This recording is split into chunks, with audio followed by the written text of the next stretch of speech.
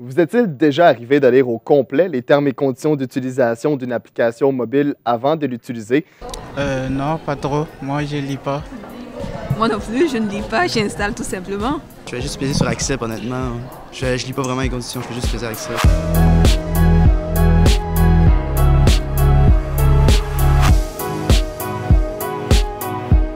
Probablement pas, et c'est monnaie courante qu'on en fasse abstraction. Mais quelques jours plus tard, en naviguant sur votre application, vous remarquez que les publicités correspondent drôlement à votre quotidien. Les derniers hôtels visités, l'activité effectuée avec la famille lors de la dernière fin de semaine, et même une publicité sur un fameux produit miracle dont un ami vous a parlé il y a 2 jours. Même qu'on précise que ce produit est à vendre exactement à 14 km de chez vous, à Chicoutimi.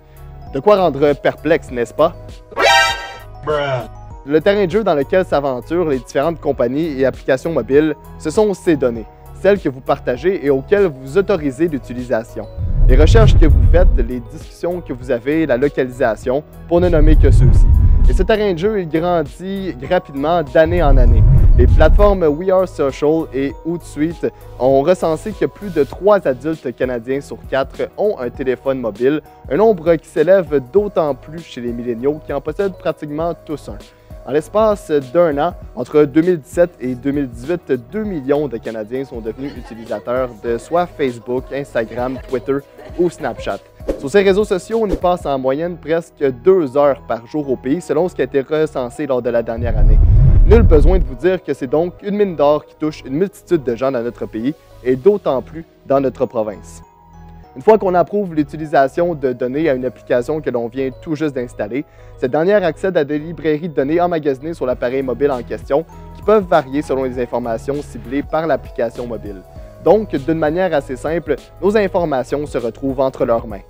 Pour vous décrire l'importance de ces données, nous sommes allés rencontrer Sandrine Promtep, professeure de marketing interactif à l'Université du Québec à Montréal. La distinction est plutôt générationnelle, c'est-à-dire qu'en fait, les jeunes vont être de façon générale beaucoup plus ouverts à partager leurs données. Pour eux, il y a comme une compréhension du fait que moi, je préfère partager mes données et avoir de la publicité qui m'intéresse. C'est comme si c'était un donnant-donnant accepté.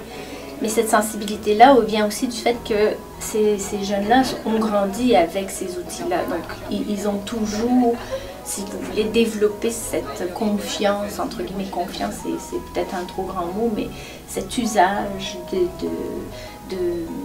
des plateformes technologiques en général. Donc, c'est plus générationnel qu'autre chose.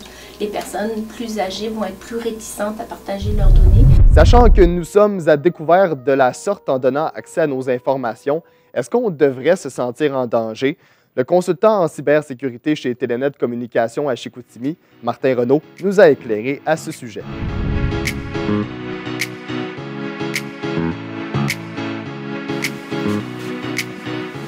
Comme je vous dis, il vous donne le choix, donc ils vous le disent, écoute, là, moi c'est accepte, voici les termes et conditions, donc je te donne tu vas utiliser mon application, mais par contre, je vais avoir ton autorisation pour récupérer certaines informations.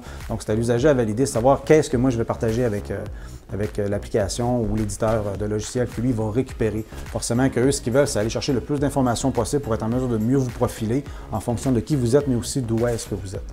Donc, c'est sûr qu'à ce moment-là, c'est pas qu'il y a un danger comme tel, c'est moi, à partir du moment, qu'est-ce que je suis prêt à partager avec vous pour que je puisse avoir bénéficié de votre application, puis peut-être des rabais, puis des avantages que ça peut avoir pour moi. Là. Maintenant que vous savez en quoi consiste l'accès aux données mobiles, nous allons vérifier quel impact il a sur notre quotidien. À voir dans la prochaine vidéo. À tout de suite.